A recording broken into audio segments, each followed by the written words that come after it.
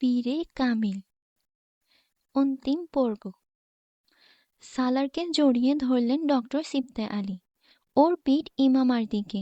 কোলাকুলি করার আগে হাতে থাকা একটা ফুলের তোড়া আর প্যাকেট সেন্টার টেবিলের উপর রাখে। কোলাকুলি করে সোফায় বসে ও। তখন প্রথম ইমামা ওর চেহারা দেখতে পায়।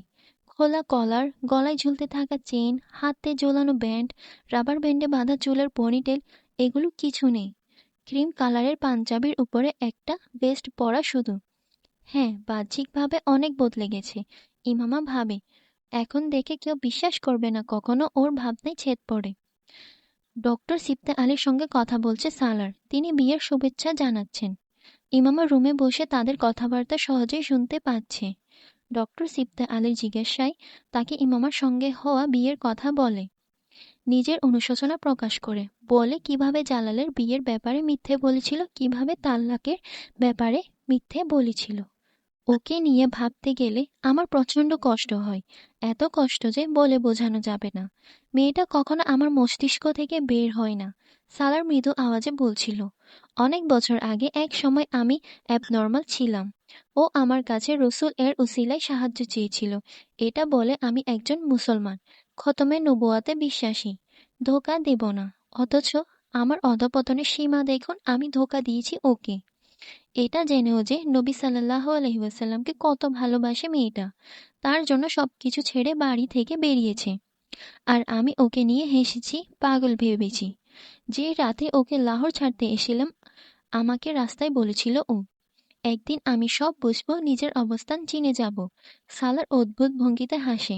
ও ঠিক বলেছিল, আমি সত্যি এখন সব বুঝে গেছি। এতগুলো বছর ধরে আমি আল্লাহর কাছে এত দোয়া আর তওবা করেছি। বলতে বলতে থামে। ইমামা ওকে সেন্টার টেবিলের কোনায় আঙ্গুল নাড়াতে দেখে। সালার চোখের পানি আটকে রাখার চেষ্টা করছে। মাঝে মধ্যে মনে হয়েছিল আমার দোয়া তওবা কবুল হয়ে গেছে। সালার থামে। কিন্তু সেদিন যখন আমনার সঙ্গে বিয়ের ব্যাপারে সাইন করছিলাম, তখন আমি নিজের অবস্থান চিনে গেছি। আমার দোয়া তওবা কিছুই কবুল হয়নি। যদি হতো তাহলে আমি ইমামাকে পেতাম, আমনাকে না। দোয়ার বদৌলতে তো আল্লাহ তাআলা মানুষকে সেসবও দিয়ে দেন যা মোজেজা ছাড়া কিছু না। আমার দোয়া দেখুন, আমি আল্লাহর কাছে কি চেয়েছি। এমন মেয়েকে যে অন্য একজনকে ভালোবাসে, যে আমাকে আসফালুস সাফিলিন মনে করে, যাকে আমি 9 বছর ধরে খুঁজছি, কিন্তু তার ছায়াও পাইনি। অথচ আমি ইচ্ছে নিয়ে ঘুরছি মেয়েটার সাথে জীবন কাটানোর। যেন পেয়ে গেলেই ও আমার সঙ্গে থাকতে রাজি হয়ে যাবে, যেন জালালকে ভুলে যাবে। অলিদের মতো দোয়া ইবাদত করতে হয়তো আল্লাহ আমার জন্য এই মোজেজা করে দিতেন। কিন্তু আমার মতো মানুষের জন্য আমার দুঃসাহস এত যে খানায়ে কাবার দরজায় দাঁড়িয়ে মানুষ মাফ চায়, আমি সেখানে দাঁড়িয়ে ওকে চেয়েছি। হয়তো আল্লাহর এখানেই খারাপ লেগেছে। ইমামার শরীরে কারেন্ট বয়ে যায়। বিদ্যুৎ চমকানোর মতো সেই রাতের স্বপ্ন মনে পড়ে। আমার আল্লাহ। ঠোঁটের উপর হাত রেখে আওয়াজ আটকায়। এরপর অবিশ্বাস্য চোখ নিয়ে সালারের দিকে তাকিয়ে রইল। স্বপ্নে মানুষটার মুখ দেখতে পারিনি ও। তার মানে সেই মানুষটা এই ছিল যে আমার সামনে বসে আছে, এই মানুষটা। স্বপ্নের মানুষটাকে জালাল ভেবেছিল ও। কিন্তু ওর মনে পড়ে জালাল লম্বা না, কিন্তু সেই মানুষটা লম্বা ছিল। জালাল সিকান্দার লম্বা, হাত কাঁপে ও।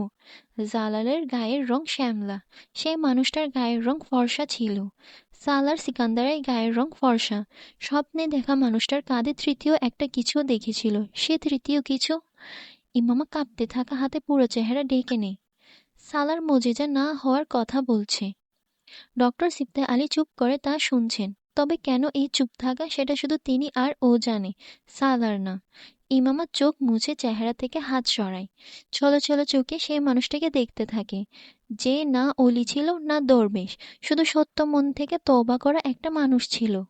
সালার দিকে তাকিয়ে এই প্রথম বুঝতে পারে জালাল আর ওর মাঝে কি সব সময় বাধা হয়ে দাঁড়াতো। কোন বিষয়টা এত বছর ধরে জালালের জন্য করা ওর একটা দোয়াও কবুল হতে দেয়নি। কি শেষ মুহূর্তে ফাহাদের জায়গায় ঠিক এই মানুষটাকে নিয়ে এসেছিল। মানুষটার মাঝে এমন কিছু নিশ্চয়ই আছে যার কারণে তার দোয়া কবুল হয়েছে। আমার না, বরং প্রতিবার আমাকে তার কাছে ফেরত পাঠানো হয়েছে। ভেজা চোখ নিয়ে সালারের দিকে তাকিয়ে ভাবে ও। ডক্টর সিবতে আলী সালেহ বলেছিলেন সালারকে, ইমামা জানি এই শব্দ কেন বারবার ব্যবহার করা হচ্ছে, ওকে শোনানোর জন্য বলা হচ্ছিল। তিনি সালারকে সালেহ তকমা না দিলেও এখন সালারকে সালেহ মানতে বাধ্য হো। সালারের কাছে যে সাক্ষ্য ছিল তা পৃথিবীর যে কোনো সাক্ষ্যের চেয়ে বড়। ওর কাছে যে প্রমাণ ছিল এরপর আর কোনো প্রমাণের প্রয়োজন বা অবকাশ ছিল না। সালার কি জানে ইমামাকে কি বলে দেওয়া হয়েছে, কি বুঝিয়ে দেওয়া হয়েছে? না, এটা শুধু ইমামা জানে, শুধু ওরই জানার কথা। ইফতারের পর সালার আর ডক্টর সিবতে আলী নামাজ পড়তে চলে যায়। ইমামা হাত মুখ ধুয়ে কিচেনে আসে। তার ফেরার আগে কাজের লোকের সাথে খাবার গোছাতে সাহায্য করে। সালার রাতের খাবার খেয়ে চলে যায়। ডক্টর সিবতে আলী সালারকে বিদায় দিয়ে কিচেনে আসেন। ইমামা তখন কিচেনে টেবিলে বসে খাবার খাচ্ছিল। ওর চোখ এখনো ফোলা, কিন্তু চেহারা শান্ত। আমি সালারকে আপনার কথা বলিনি, কিন্তু আমি চাই যত দ্রুত সম্ভব আপনি ওর সঙ্গে দেখা করে কথা বলুন। তিনি বললেন, আমি কথা বলতে চাই না। ইমামা খাওয়া থামিয়ে বলে, ওকে আল্লাহ আমার জন্য বাছাই করেছেন, আর আমার মাঝে আল্লাহর নির্বাচনকে প্রত্যাখ্যান করার সাহস নেই। ও বলেছে তওবা করেছে। যদি নাও করতো, আগের মতো থাকতো, তবু আমি ওর কাছে চলে যেতাম, যদি জানতাম আল্লাহ ওকে আমার জন্য নির্বাচন করেছেন। আবার খেতে লাগলো। আপনি ওকে বলুন আমাকে নিয়ে যেতে। সালার মাগরিবের নামাজ পড়ে ফিরল। ততক্ষণে ফুরকানের স্ত্রীর সাথে খাবারের টেবিল গুছিয়ে ফেলেছে ইমামা। ফুরকান আর সালারের অনুপস্থিতিতেও ও জোর করে নৌসিনের কাজে সাহায্য করেছে।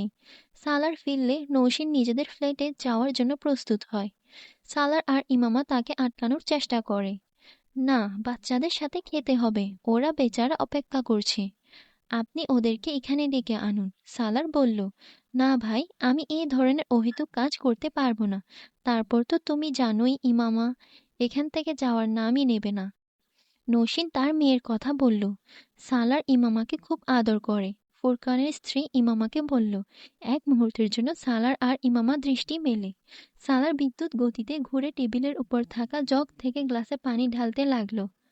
নসীন অবাক হয়ে ইমামার লাল হয়ে ওঠা চেহারার দিকে তাকায়, কিন্তু বুঝলো কিছু। তোমরা খাও, সেহেরি কাজের মহিলাকে দিয়ে পাঠাবো আমি, তোমাদের কিছু করতে হবে না। নসীন চলে গেলে সালার দরজা বন্ধ করে টেবিলে আসে। ইমামাকে না ডেকে চেয়ার টেনে বসে, কিন্তু খাওয়া শুরু করে না। ইমামা কিছুক্ষণ দাঁড়িয়ে থেকে নিজেও একটা চেয়ার টেনে বসলো। ও বসার পর সালার সামনে থাকা প্লেটে ভাত তোলে। কয়েক চামচ ভাত নিয়ে ডান হাতে এক চামচ ভাত তুলে মুখে নেয়। ইমামার চোখ সালারের ডান হাতে থেকে ওর চেহারায় যায়। সালার ওর দিকে তাকায় না, কিন্তু জানে ইমামা কি দেখছে। খাবার খুব নীরবে খাওয়া হচ্ছিল। সালারের নীরবতা ইমামাকে ভীষণ অস্থির করে তোলে। আদতে এই মানুষটা কেন কথা বলছে না? আমাকে দেখে এত ধাক্কা লেগেছে নাকি? ইমামা অনুভব করে ওর ক্ষুধা শেষ হয়ে গেছে। প্লেটে থাকা খাবার শেষ করতে কষ্ট হচ্ছিল। অন্যদিকে সালার খুব তৃপ্তি করে স্বাভাবিক ভঙ্গিতে খাচ্ছে।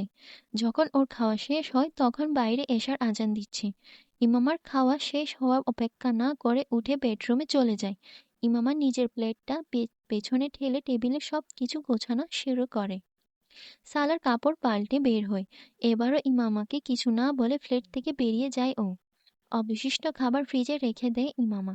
প্লেট গ্লাস সিঙ্কে রেখে টেবিল পরিষ্কার করে নিজেও নামাজ পড়তে চলে যায়। সালার এশার নামাজ শেষ করে যখন ফিরল, ইমামা তখন কিচেনে প্লেট গ্লাস ধোয়ায় ব্যস্ত ছিল। নিজের কাছে থাকা চাবি দিয়ে দরজা খুলে ফ্ল্যাটে ঢুকে ও লাউঞ্জ পেরিয়ে ভেতরে যেতে চাইলেও থেমে যায়। কিচেনের দরজায় ইমামার পিঠ আর ও সিঙ্কের সামনে। ওড়না লাউঞ্জের সোফায় পড়ে আছে। প্রথমবার মেয়েটাকে সায়েদা আমার বাড়িতে ঘণ্টাখানেক আগে ওড়না ছাড়া দেখেছিল, আর এখন আরেকবার ৯ বছর আগে অজু করার সময় প্রথমবার ইমামাকে চাদর ছাড়া দেখার ইচ্ছে জেগেছিল ওর। ৯ বছর পর আজ সেই ইচ্ছে পূরণ হয়েছে।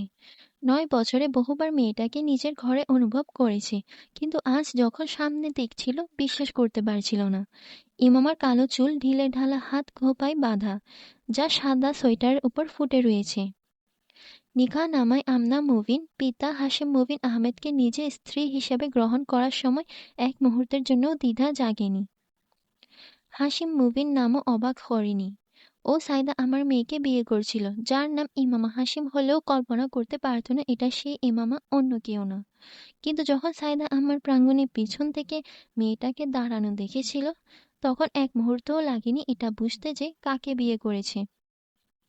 তুমি জানো ইমামা, ৯ বছরে কত দিন, কত ঘন্টা, কত মিনিট হয়? নীরবতা ভেঙে গেছে। সালারের কণ্ঠের শীতলতা শরীরকে জমিয়ে দেওয়ার মতো। ইমামা ঠোঁট চেপে পানির কল বন্ধ করে দেয়। সালার ওর পেছনে, এতটা কাছে যে ঘুরতে চেষ্টা করলে ওর কাঁধ সালারের বুকে লাগবে। ও ঘুরে দাঁড়ানোর চেষ্টা করেনি। ঘাড়ের উপর সালারের নিঃশ্বাস মৃদু আওয়াজে টের পাচ্ছিল। সালার উত্তরের অপেক্ষায়। কিন্তু ইমামার কাছে উত্তর নেই। সিঙ্কের কিনারে হাত রেখে কল থেকে ঝরে পড়া শেষ পানির ফোঁটার দিকে তাকিয়েছিল ও। এতগুলো বছরে একবারও তুমি আমার কথা ভেবেছ? সালারের কথা প্রশ্ন কঠিন থেকে কঠিন হচ্ছে। ইমামা চুপ থাকে। What is next to ecstasy? উত্তরে অপেক্ষা না করে বলতে থাকে সালার, তুমি বলেছিলে পেইন। তুমি ঠিক ছিলে। ইট ওয়াজ পেইন। একটু থামে। আমি এখানে এই ঘরে তোমাকে এতবার দেখেছি যে এখন তুমি আমার সামনে তা বিশ্বাস করতে পারছি না। ইমামা সিঙ্কের কোণা আরো শক্ত করে ধরে। হাতের কাঁপুনি থামানোর মতো আর কিছু নেই ওর কাছে। মনে হচ্ছে আমি কোনো স্বপ্নে দেখছি। চোখ খুললে ইমামা চোখ বন্ধ করে নেই। তখন সব থাকবে, শুধু তুমি থাকবে না। আবার চোখ বন্ধ করলেও ইমামা চোখ খুলে ফেলল। ওর গাল ভিজে যাচ্ছে চোখের পানি পড়ে। সেই স্বপ্নে ফিরে যেতে পারবো না। তুমি আর থাকবে না এখানে। তোমাকে ছুঁতে আমার ভয় করছে। হাত বাড়ালে যদি সব নষ্ট হয়ে যায়, পানিতে ভেসে ওটা একটা প্রতিবিম্বের মতো। সালার এত কাছে যে একটু ঝুঁকলে ইমামার চুল ওর ঠোঁট ছুঁয়ে যাবে, কিন্তু তা করতে চাই না। আর তুমি কে? ইমামা না আমেনা? আমার মোহ নাকি মোজেজা? আচ্ছা, আমি কি তোমাকে বলে দেব আমি তোমাকে কতটা? বলতে বলতে থেমে যায়। ইমামার চোখের পানি ওর চেহারা ভিজিয়ে চিবুক বেয়ে পড়ছিল। লার কেন থেমেছে জানে না ও, কিন্তু এর আগে কখনো জীবনে নীরবতাকে এত বাজে লাগেনি যা এই মুহূর্তে লাগছিল ও। সালার অনেকক্ষণ চুপ করে থাকে, এতক্ষণ যে ইমামা ঘুরতে বাধ্য হয়। ফিরে বোঝে সালার কেন চুপ। সালারের চেহারাও ভেজা। ওরা দুজন জীবনে এই প্রথম একে অপরকে এত কাছ থেকে দেখছিল, এত কাছ থেকে যে একে অন্যের চোখের মাঝে নিজেদের প্রতিচ্ছবি দেখতে পাচ্ছিল। সালার দৃষ্টি লুকানোর চেষ্টায় হাত দিয়ে চেহারা মুছতে থাকে। তুমি আমার কাছ থেকে বা আমি তোমার কাছ থেকে কি আর লুকাবো সালার? সবকিছুই তো আমরা জানি একে অন্যের ব্যাপারে। ইমামা মৃদু আওয়াজে বলল। সালার হাত থামিয়ে মাথা তোলে। আমি কিছু লুকাচ্ছি না, চোখের পানি পরিষ্কার করে নিচ্ছি যাতে তোমাকে ভালোভাবে দেখতে পারি, যেন কোনো ধোঁয়াশার মোড়ানো না মনে হও তুমি। ইমামার কানের লতিতে থাকা মুক্তগুলোর দিকে তাকায় ও, যা বহু বছর আগে একবার দেখেছিল। তফাৎ শুধু আজ ওরা খুব কাছাকাছি। একবার এই মুক্তদানা ওকে অনেক কাঁদিয়েছিল, প্রতিটি বাক্যের সাথে। অথচ আজ তা মোহ থেকে কল্পনা, কল্পনা থেকে বাস্তবতায় রূপ নিয়েছে। ইমামা কানের লতিতে সালারের স্পর্শ টের পায়। আমি কখনো ভাবিনি তোমার এত কাছে দাঁড়িয়ে তোমার সঙ্গে কথা বলবো। সালার ভেজা চোখে হাসে। কয়েক মুহূর্তের জন্য ওর ডান গালে আবির্ভূত টোল দেখতে পায় ইমামা। হাসলে এক গালে টোল পড়ে মানুষটার, ডান গালে। ৯ বছর আগে এই টোল নিয়ে ইমামার বড্ড জ্বালা ছিল, কিন্তু ৯ বছর পর আজ এই টোল অদ্ভুতভাবে সালারের দিকে টানছে ওকে। আমি কখনো ভাবিনি তোমার কানের দুলগুলো এভাবে স্পর্শ করতে পারবো। আর তুমি? সালার ডান কানের মুক্তাটি আঙ্গুলের ডগায় ধরে রেখে বলল। আর তুমি আমাকে ঠাস করে একটা থাপ্পড় মারবে না? ইমামা অবিশ্বাস্য চোখে তাকায়। সালারের মুখে হাসি নেই, কিন্তু পরের মুহূর্তেই ভেজা চেহারায় হেসে উঠল। খুশিতে যেন চেহারা লাল হয়ে গেছে। তোমার এখনো সে থাপ্পড় মনে আছে? জিজ্ঞেস করল ইমামা। রিল্যাক্স রিফ্লেক্স অ্যাকশন, আর কিছু না, সালার বলল। ইমামা হাতের পিঠ দিয়ে ভেজা গাল মুছে। সালারের চোখে মুখে হাসি। টোলের ঝলক আবার দর্শন হয়। খুব আলতো করে ইমামার 2 হাত নিজের হাতে নেয় সালার। তুমি জানতে চাও না এত বছর আমি কই ছিলাম, কি করেছি, আমার ব্যাপারে সব কিছু? সালার না বোধক মাথা নেড়ে ইমামার হাত দুটো বুকের উপর রাখে। আমি কিচ্ছু জানতে চাই না, কিচ্ছু না। তোমার জন্য আমার কাছে কোনো প্রশ্ন নেই। আমার জন্য এটাই যথেষ্ট, তুমি আমার সামনে দাঁড়িয়ে আছো। আমার এত কাছে। আমার মতো মানুষ কাউকে কি জিজ্ঞাসাবাদ করবে?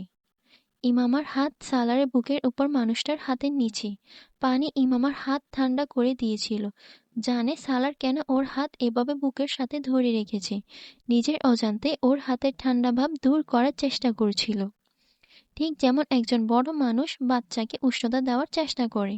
বুকের উপরে থাকা হাতের কারণে সোয়েটারের নিচে সালারের হৃদস্পন্দন টের পাচ্ছিল ইমামা, যা এলোমেলো, দ্রুত, উচ্ছ্বসিত কিছু বলার চেষ্টা করছিল। তা পড়তে পারে ইমামা, বুঝতে পারে এই মানুষটা ওকে ভালোবাসে।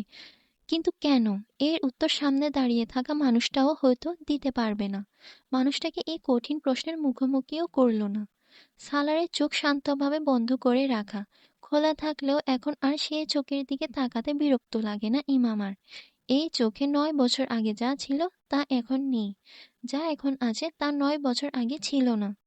আমরা কি? আমাদের ভালোবাসা কি? আমরা কি চাই আর কি পাই? ইমামার চোখ আবার ভিজে ওঠে। জালাল আনসার আর সালার সিকান্দার, স্বপ্ন থেকে বাস্তবতা, বাস্তবতা থেকে স্বপ্ন। জীবন কি এর বাইরে কিছুকে বলে? ইমামা আস্তে করে হাত সরিয়ে নেয়। টের পেয়ে সালার চোখ খুলে ফেলে। মানুষটার চোখে এক মুহূর্তের জন্য ঝলকানো সে অনুভূতি পড়তে পারে ইমামা। দুশ্চিন্তা, উদ্বেগ, ভয়ের মিশ্র। এবার ঠিকঠাক মতো মানুষটার দিকে তাকায় ও। কালো সোয়েটারের উপর বের হওয়া সাদা কলার দেখা যাচ্ছে। কিছু না বলে খুব আলতো করে কাঁধের দিকে হাত বাড়িয়ে মানুষটার বুকে মাথা রেখে চোখ বন্ধ করে নিল ও। সালারে ব্যবহৃত কোলনের মৃদু গন্ধ নাকে লাগে। ৯ বছর আগে মানুষটার খুব কড়া পারফিউম ব্যবহার করত। কিন্তু ৯ বছরে সব শান্ত হয়ে গেছে। বিশ্বাস করতে পারছিল না ও। কিছুক্ষণ যাওয়ার পর সালারও খুব আলতো করে হাত বাড়িয়ে ইমামাকে জড়িয়ে ধরে। আই এম অনার্ড, ইমামা ওকে মৃদু আওয়াজে বলতে শুনে। ওর বন্ধ চোখে আলতো করে চুমু দিচ্ছে মানুষটা। সালারের সঙ্গে খানায় খাবার প্রাঙ্গণে বসে আছে ইমামা। সালার ওর ডান পাশে। আজকে ওদের শেষ রাত। গত ১৫ দিন ধরে এখানেই ছিল। কিছুক্ষণ আগে তাহাজ্জুদ আদায় করেছে। তাহাজ্জুদ পড়ে সাধারণত এখান থেকে চলে যায় ওরা, কিন্তু আজ বসে রইল। ওদের এবং কাবার দরজার মাঝে অনেক মানুষ, অনেক দূরত্ব, তবু ওরা যেখানে বসেছিল সেখান থেকে কাবার দরজা খুব সহজে দেখা যাচ্ছে। ওখানে বসার সময় দুজনের মস্তিষ্কেই একটা স্বপ্ন ঘুরপাক খাচ্ছিল। স্বপ্নের সেই রাতটা এখন যেন নিজেদের চোখের সামনে দেখতে পাচ্ছে ওরা। হারাম শরীফের মেঝেতে হাঁটু গেড়ে বসে সালা সূরা আর রহমান তেলাওয়াত শুরু করে। ইমামা ইচ্ছে করে ওর পাশে বসার পরিবর্তে বাঁ-দিকের পেছনে বসল। তেলাওয়াতের ফাঁকে সালার ঘাড় ঘুরিয়ে তাকায়। ইমামার হাত ধরে ইশারায় ওর পাশে বসতে বলে। ইমামা উঠে বরাবর এসে বসল। সালার হাত ছেড়ে দেয়। খানায়ে কাবার দরজার দিকে স্থির চোখে তাকানো যে যার ধ্যানে। কাবার দিকে তাকিয়ে ইমামা সে মনোরম কণ্ঠে তেলাওয়াত শুনছে, যা ওর স্বামীর কণ্ঠ। ফাবিআইয়ি আলা'i রাব্বিকুম্মা তুকাজ্জিবান, তোমরা তোমাদের পালনকর্তার কোন কোন অনুগ্রহ অস্বীকার করবে? যা বলছো এর উপর তোমাকে অনেক পস্তাতে হবে ইমামা। দেখবে তোমার হাতে কিছু থাকবে না। ৯ বছর আগে হাশিম মুবিন ওর গালে থাপ্পড় মেরে বলেছিলেন, সারা পৃথিবীর অপমান, লাঞ্ছনা, বদনাম আর ক্ষুধা তোমার নিয়তি হয়ে দাঁড়াবে। ওর গালে আরেকটা থাপ্পড় মেরেছিলেন তিনি। তোমার মতো মেয়েদের আল্লাহ অপদস্থ করেন, কাউকে মুখ দেখানোর অবস্থায় রাখেন না। ইমামার চোখ ভিজে উঠল। একটা সময় আসবে যখন তুমি আমাদের কাছে ফিরতে চাইবে, মিনতি করবে, কিন্তু আমরা তোমাকে তাড়িয়ে দেব। তুমি চিৎকার করে নিজের গুনাহের ক্ষমা চাইবে, বলবে তুমি ভুল ছিলে। চোখে পানি নিয়ে হাসে ও। আমার ইচ্ছে বাবা জীবন একবার আপনার সামনে যাব এবং গিয়ে বলবো, দেখুন আমার চেহারায় কোনো কলঙ্কের দাগ নেই। আল্লাহ ও নবী সাল্লাল্লাহু আলাইহি ওয়াসাল্লাম আমার হেফাজত করেছেন, আমাকে পৃথিবীর জন্য হাসির খোরাক বানাননি। ইহকাল বা পরকাল কোথাও আমাকে অপমানের মুখোমুখি করবেন না। আজ যদি আমি এখানে থেকে থাকি তাহলে এর কারণ আমি সঠিক পথে ছিলাম। এখানে বসে আবারও স্বীকার করছি হযরত মুহাম্মদ সাল্লাল্লাহু আলাইহি ওয়াসাল্লাম আল্লাহর শেষ রসূল এবং তারপরে কোনো পয়গম্বর আসেনি, আসবেও না। আমি স্বীকার করছি তিনিই পীরে কামিল। স্বীকার করছি তার মতো নিখুঁত দ্বিতীয় কেউ নেই। তার প্রজন্মের মাঝেও তার সমকক্ষ কেউ আসেনি এবং আসবে না। আল্লাহর কাছে দোয়া করি তিনি যেন কখনো তার সঙ্গে আমাকে শিরক না করায়, না কাউকে শেষ পয়গম্বর সাল্লাল্লাহু আলাইহি ওয়াসাল্লামের সমকক্ষ ভাবার সাহস দেয়। দোয়া করি আমাকে জীবনভর যেন সঠিক পথে রাখে। আমি তার কোনো অনুগ্রহকে অস্বীকার করতে পারবো না। সূরা আর রহমানের তেলাওয়াত শেষ করে সেজদায় চলে যায় সালার। সেজদা থেকে উঠে দাঁড়াতে গিয়ে থামল। ইমামা চোখ বন্ধ করে ২ হাত তুলে দোয়া করছে। ও দোয়া শেষ হওয়ার অপেক্ষায় বসে রইল। ইমামাকে মোনাজাত শেষ করতে দেখে উঠতে চায় সালার, কিন্তু উঠতে পারল না। ইমামা আলতো করে ওর ডান হাত ধরে রেখেছে। সালার অবাক। জানো, যারা বলে না যাকে ভালোবেসেছি তাকে পাইনি, এমন কেন হয়? রাতের শেষ প্রহরে সালারের হাত আলতো করে ধরে ভেজা চোখ ও হাসিমাখা মুখ নিয়ে ইমামা বলছিল, ভালোবাসায় সস্ততা না থাকলে তা পূর্ণতা পায় না। ৯ বছর আগে যখন আমি জালালকে ভালোবেসেছিলাম তখন পুরো সৎ হৃদয় নিয়ে ভেসেছি।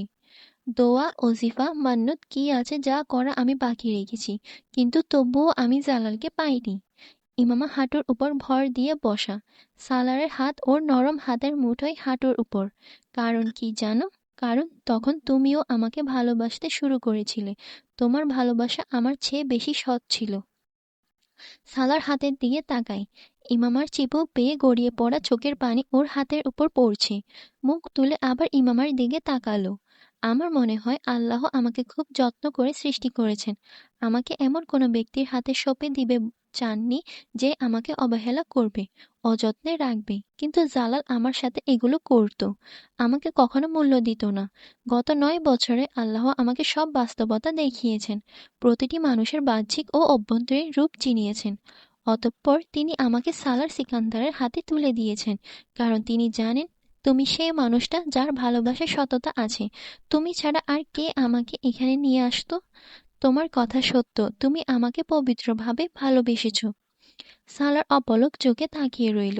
ইমামা আলতো করে ওর হাতে চুমু দিয়ে তা পর্যায়ক্রমে ২ চোখে স্পর্শ করে।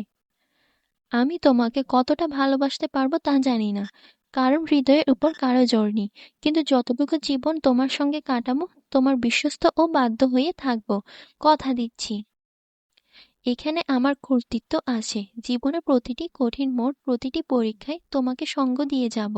সুসময়ে আমি তোমার জীবনে এসেছি, কিন্তু দুঃসময়ে এলেও আমি তোমাকে একা ছেড়ে যাব না। ইমামা যতখানি আলতোভাবে ওর হাত ধরেছিল ঠিক ততখানি আলতোভাবে ছেড়ে দেয়। এরপর মাথা নিচু করে ২ হাতে নিজের চেহারা পরিষ্কার করে নিল। সালার কিছু না বলে উঠে দাঁড়ায়। খানায়ে কাবার দরজার দিকে তাকিয়ে ভাবতে থাকে নিঃসন্দেহে ওকে পৃথিবীতে নাজিলকৃত সালেহ ও নেক নারীদের মধ্যে একজনকে দেয়া হয়েছে, যার জন্য ৯ বছর ধরে সব জায়গায় সর্বদা দোয়া করেছিল। সালার সিকান্দারের জন্য কি এর পরও অনুগ্রহের কোনো সীমা বাকি রয়ে গেছে? এখন সেই নারীকে পাশে পেয়ে বুঝতে পারছিল নিজের জন্য কত বড় দায়িত্ব নিয়ে বসে আছে। ওকে নারীর রক্ষাকারী বানানো হয়েছে, যে নেকি আর পবিত্রতায় ওর চেয়ে অনেক আগানো। ইমামা উঠে দাঁড়ালো। সালার ওর হাত ধরে যাওয়ার জন্য সামনে পা বাড়ায়। ওকে এখন সে নারীর হেফাজতের দায়িত্ব সঁপে দেওয়া হয়েছে, যে নিজের জীবন বিলাসিতা ও নোংরামিতে ডুবতে দেয়নি। সমস্ত শারীরিক ও মানসিক দুর্বলতা সত্ত্বেও নিজের আত্মা এবং দেহকে ওর মতো নফসের কাছে উৎসর্গ করেনি। ইমামার হাত ধরে সামনে পা বাড়ানোর সময় বুঝতে পারে তাকর্সো ও ফরেজগারি অর্থ কী। ইমামা ওর চেয়ে কয়েক পা পেছনে। ওরা হারাম শরীফে বসা এবং চলাচলরত মানুষের সারির মাঝ দিয়ে এগিয়ে যাচ্ছে। সালার নিজের পুরো জীবনটা যেন সিনেমার পর্দায় দেখতে পাচ্ছিল। প্রচুর ভয় লাগে ও। গুনাহের একটা লম্বা তালিকা সত্ত্বেও শুধু আল্লাহর অনুগ্রহই পাচ্ছে। তবু তখন ওর চেয়ে বেশি আল্লাহর ক্রোধের ভয়ে কেউ ভীত ছিল না হয়তো। সে মানুষটা যার আইকিউ লেভেল ১৫০+, যার রয়েছে ফটোগ্রাফিক মেমোরি, এই ৯ বছরে জেনে গেছে এসব থাকার পরও একজন মানুষ জীবনের বহু পর্যায়ে অন্ধের মতো হোঁচট খেয়ে পড়তে পারে। ও পড়েছে বহুবার, বহু পর্যায়ে হোঁচট খেয়েছে। তখন ওর আইকিউ কাজে আসেনি, ফটোগ্রাফিক মেমোরি উপকার করেনি। কিন্তু পাশে চলা মেয়েটির মাঝে এই দুইয়ের কোনোটা ছিল না। ছিল শুধু হাতের তালুতে হেদায়েতের ছোট্ট একটি অগ্নিপুঞ্জ, যা থেকে নিঃসৃত আলোর সাহায্যে জীবনের গভীর অন্ধকার থেকেও মেয়েটি কোনো রকম হোঁচট না খেয়ে পথ অতিক্রম করে যাচ্ছিল। সমাপ্ত।